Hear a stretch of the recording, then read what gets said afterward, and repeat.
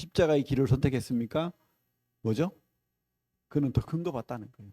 더 큰 하나님의 나라의 소망을 받고 세상보다 큰 하나님의 가치, 천국 소망이 있었다는 거죠. 그죠? 이것이 우리가 가져야 될 그런 삶이 아닌가 이런 생각을 합니다. 우리 모임에도 그런 분 있죠. 지멜리엇이라는 분 20대에 죽었습니다. 왜? 더 큰 가치를 위해서.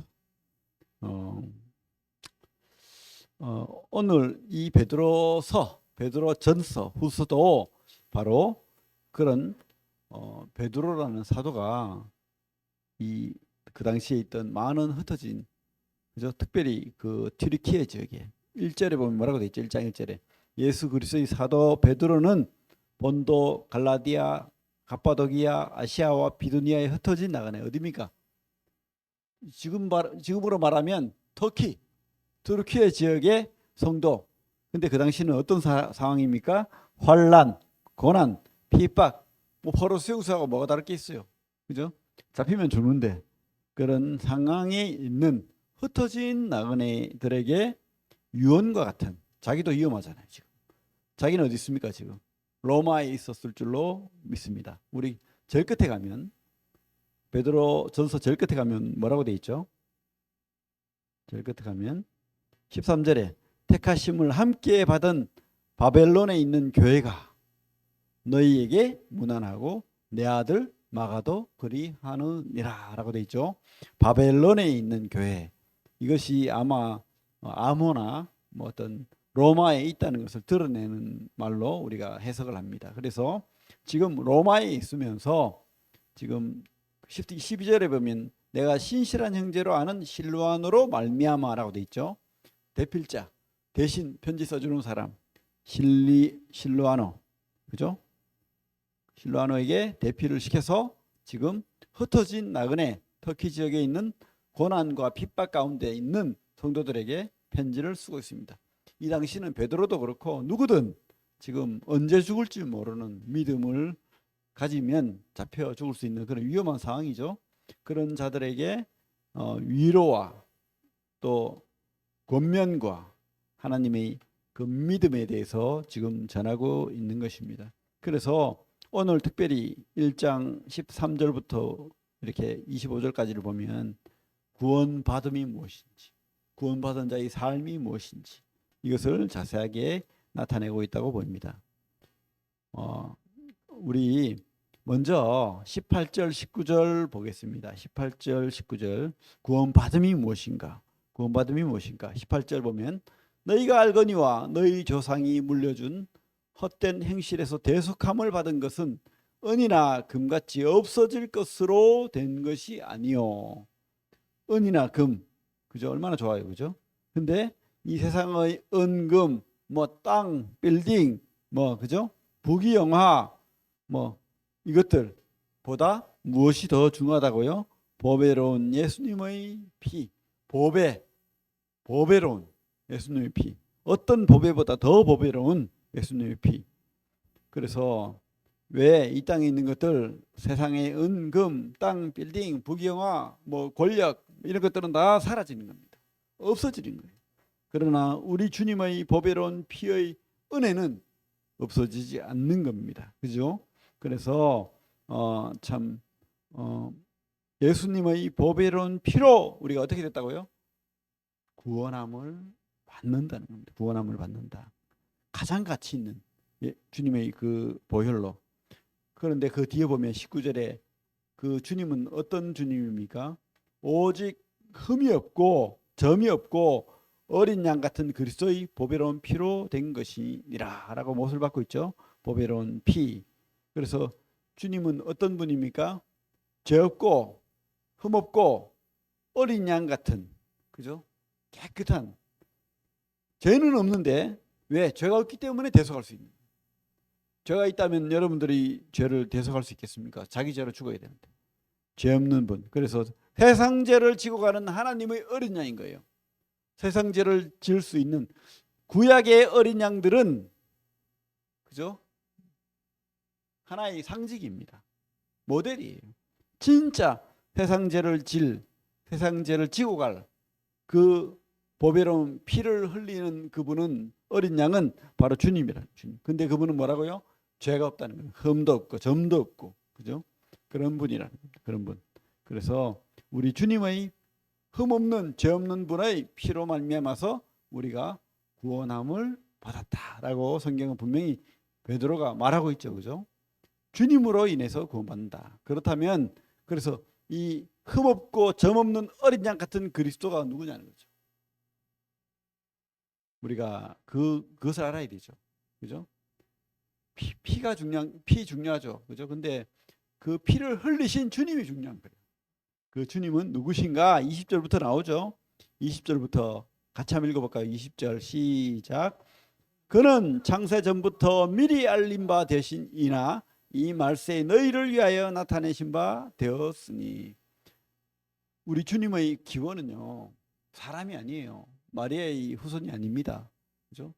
마리아로부터 태어났지만 그 시작은 창세전 하나님으로부터, 하나님 아버지와 함께 하신 하나님이시라. 하나님이시라. 그죠?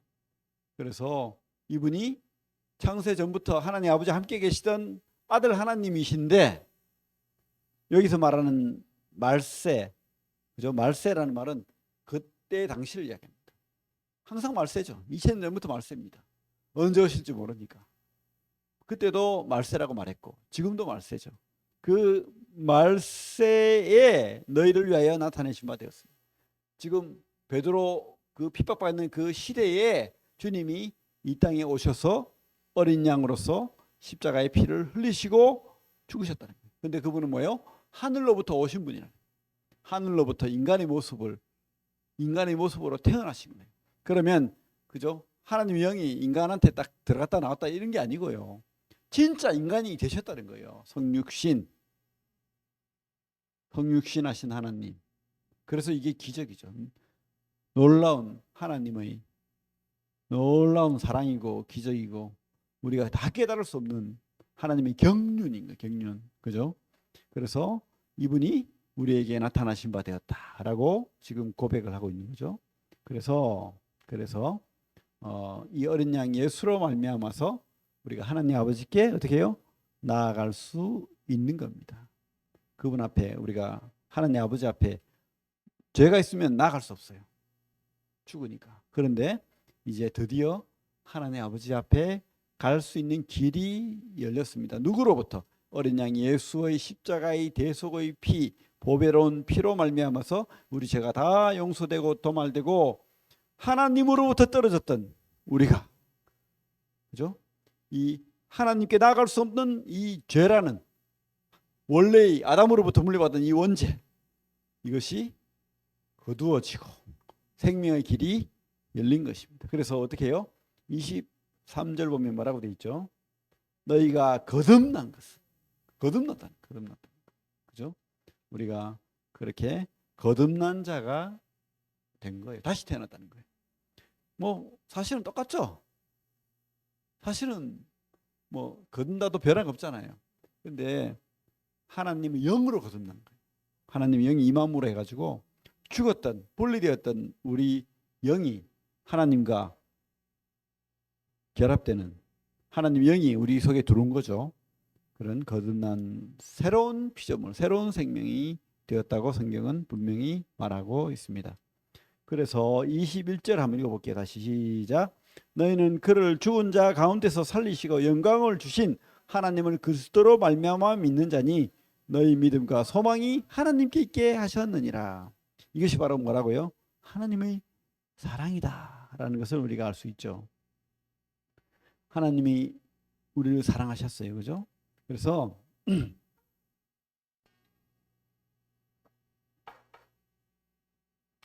이 은혜가 우리에게 이제 길이 열린 거예요. 그를 죽은 자 가운데 살리시고 영광을 주신, 뭡니까? 이게 다 하나님의 사랑이라. 우리 그리스도의 은혜라는 거예요. 주님이, 하나님의 사랑 때문에 주님이 아버지의 뜻을 따라서 주님의 십자가의 은혜를 우리에게 주신 거예요. 말이 어려요, 사실. 그죠? 잘 읽어보세요, 여러분. 너희는 그를 죽은 자 가운데서 살리시고 영광을 주신 하나님을, 그죠? 어떻게? 그리스도로 말미암아. 그 그리스도의 은혜와 하나님의 사랑이 결합됩니다. 그죠? 그리스도의 십자가의 은혜와 그 전에 하나님이 그 아들과 같이 계획했던, 창세전에 계획했던 그 사랑이 지금 다 표현되어 있는 거예요, 이곳에. 그래서 어떻게 해요? 우리가 그것을 믿는다라고 말합니다. 믿는다. 그래서 너희 믿음과 소망이 하나님께 있게 하셨느니라. 믿는 자니. 그래서 이 믿음은 바로 무엇을 줍니까, 우리에게? 믿음으로 구원을 받는 겁니다. 그래서 하나님의 사랑과 그리스도의 은혜를 다 같이 믿는 거예요. 우리가 그분을 믿는 겁니다. 결론은 먼저 하나님을 믿는 겁니다. 그래서 우리가 받았습니다. 구원, 그죠? 그래서 이 구원은 또 무엇을 줍니까? 이 믿음은 무엇을 주죠?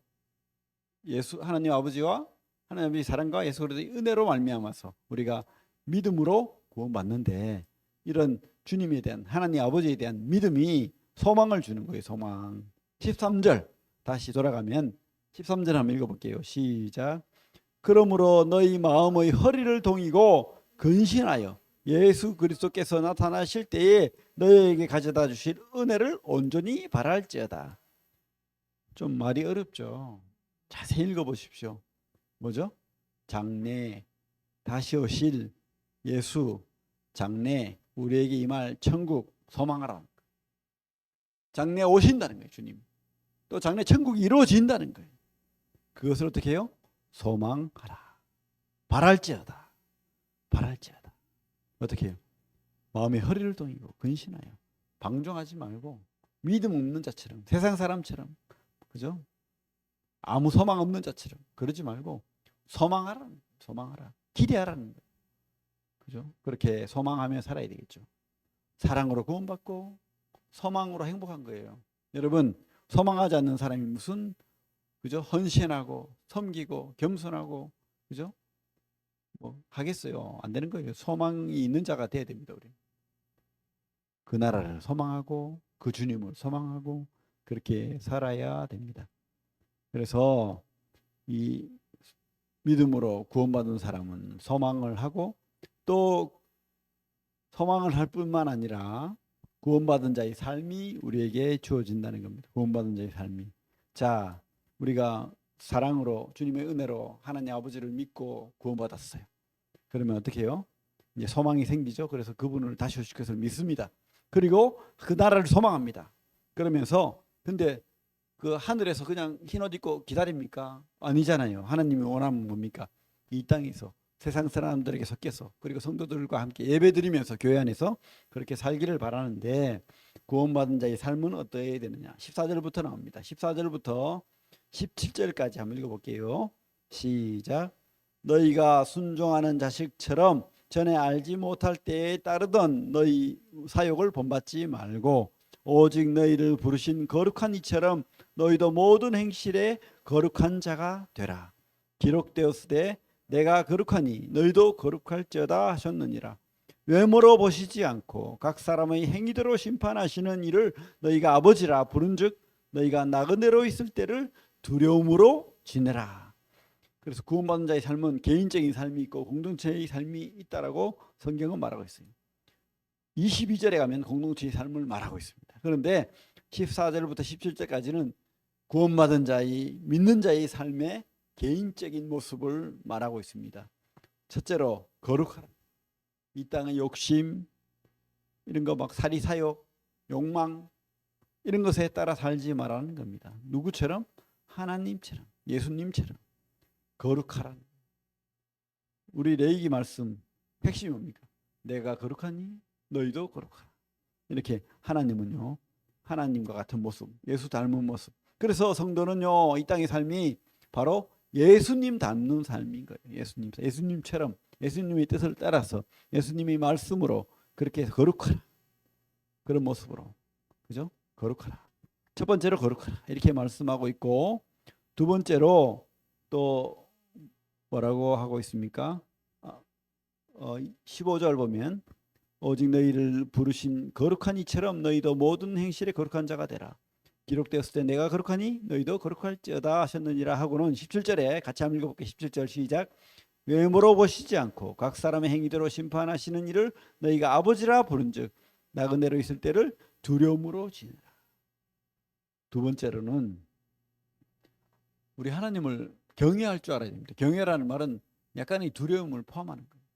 그 하나님의 크심을 우리가 생각해야 됩니다. 하나님 믿는다면서도 하나님의 그 크심, 놀라움, 그 경외감, 그죠? 행위대로 심판하시는 분, 천국과 지옥을 주관하시는 분, 그분 앞에 우리가 뭐 아무렇지도 않게 떨림이 없고 두려움이 없는 삶은 방종하는 삶. 두려움과 경외함으로 방종하지 말라는 거예요. 두려움으로 살아라. 두려움으로. 그렇다고 막 지옥 가는 두려움이 아니잖아요.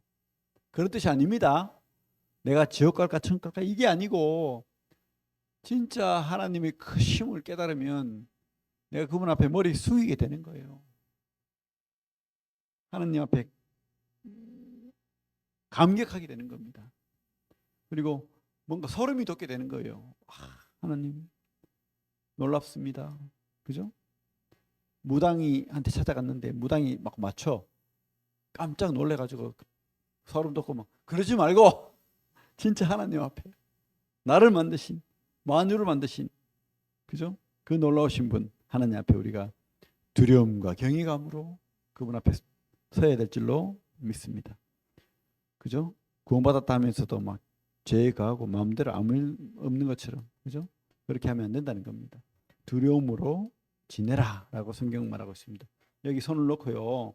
우리 히브리서 말씀 볼게요. 히브리서 말씀. 히브리서. 그 앞에 히브리서 12장 8절 같이 읽겠습니다. 히브리서 12장 8절 시작. 징계는 다 받는 것이거늘 너희에게 없으면 사생자요 친아들이 아니니라. 그렇죠? 우리가 그 하나님은 심판하시는 죄에 대해서 심판합니다. 그죠? 근데 구원받은 사람도 하나님이 징계하시는 거예요. 그 지옥 가는 심판은 아니지만 행위대로 심판하는 것은 우리에게도 포함된다. 그죠? 하나님이 징계가 없으면 사생자라고 하잖아요. 내가 구원받았어요. 그런데 내 마음대로 죄짓고 불신자보다 더 독하게 더 죄짓고 그렇게 살아요. 그러면서 교회 다녀요. 구원받았다고 말해요. 뭐죠? 진짜 구원받은 삶일까요? 하나님이 그저 가만놔둬 그냥 더 잘 돼. 더 승승장구해. 가봐야 알겠죠.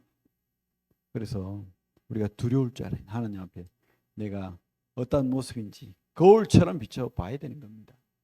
그게 바로 믿는 자의 삶이다 하는 것을 우리가 알 수 있습니다.